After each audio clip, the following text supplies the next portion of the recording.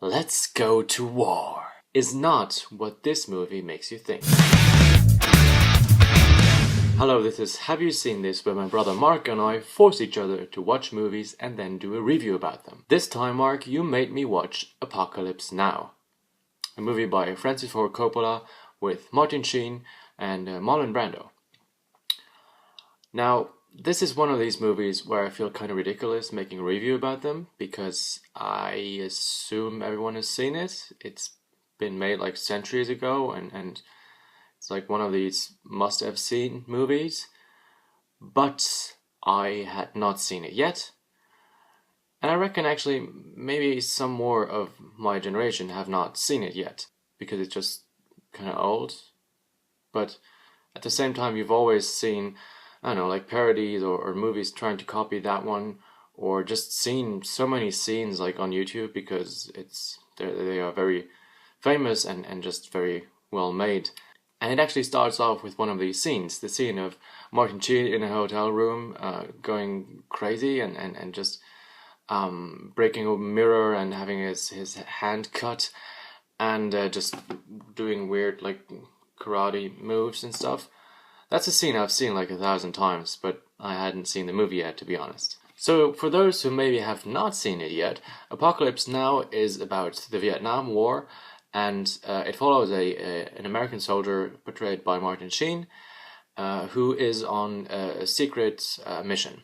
Now, first things first, this movie is long. Man, it's long. Don't get me wrong, I liked it. Of course, the movie was good. But it's like a good steak. Like at some point you're just full. I don't know if that's a good comparison.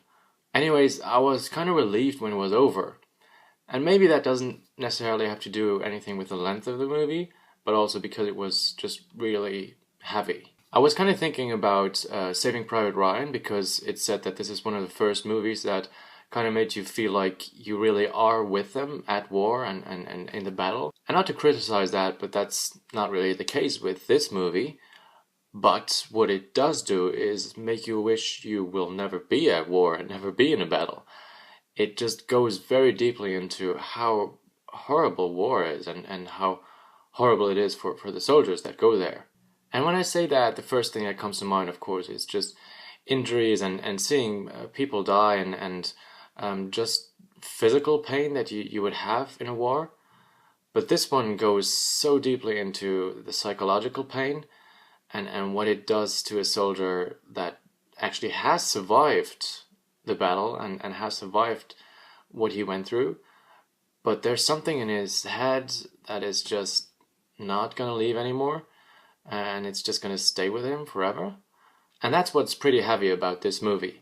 I'm not even going to go ahead and pretend I understood any more than 10% of the psychological depth of what it goes into. And I probably will watch it again at some point so that I might be able to get like 11% of what it goes into.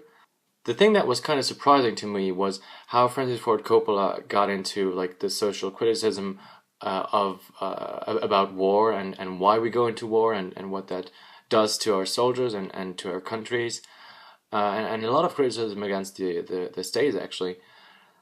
But then he also managed to sneak in social criticism about porn, which really came as a surprise in a war flick.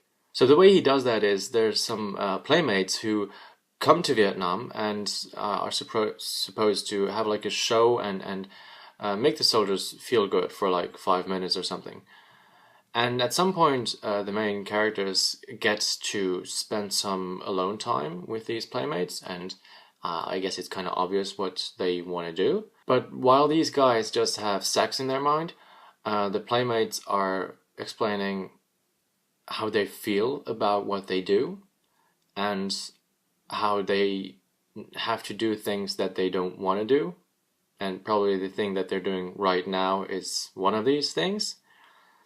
And just going into them being pushed around and taking orders of having to spread their legs or stuff like that, and they don't really want to do it, and they're told that this is just the way it's supposed to be, this is what is expected of you. And after that scene, I understood that it's not really that out of line to put this into this story, because it's kind of like that with the soldiers. They are doing that because they've been told this is what you're supposed to do. You're supposed to go to war for your country, and you're supposed to take these orders even though you don't want to.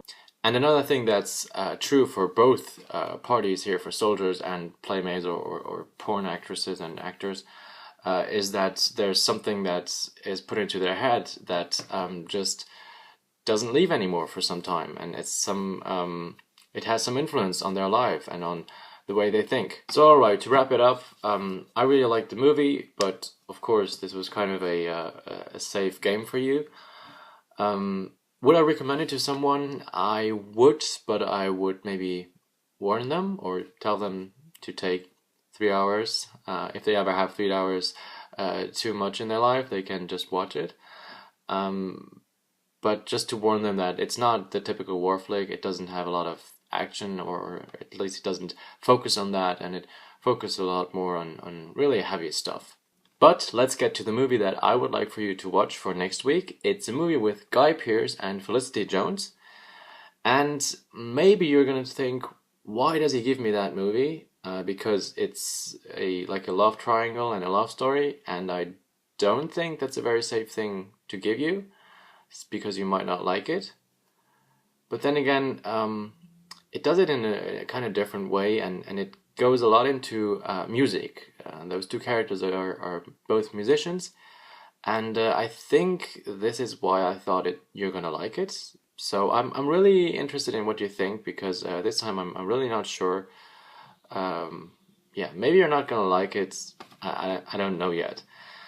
The thing that I'm gonna do a bit different this time is I'm going to ask you to actually watch the trailer, because I did that too, and I think it in a way helped the story. Maybe that was just me. Maybe you're not going to see why I asked you to do that, but just go ahead and watch the trailer and well, do your review, watch the movie, and I will see you next week.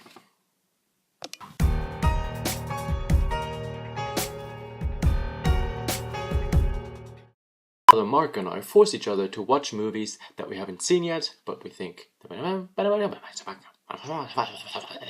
and each one's breathe in. It's with someone whose name I don't remember at the moment. It's a movie with Felicity Jones, and now I don't know the other name. Guy Pearce, damn it.